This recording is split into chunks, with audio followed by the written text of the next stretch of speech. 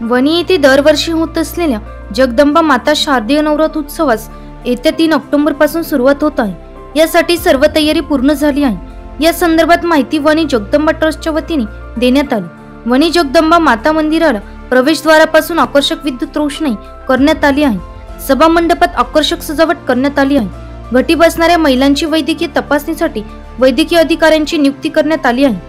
भाविकांना मोफत औषध उपचारासाठी सुविधा उपलब्ध करून देण्यात येणार आहे। भाविकांच्या सुरक्षेसाठी पोलीस बंदोबस्त गृहरक्षक चव्हाण यांची नियुक्ती करण्यात आली आहे।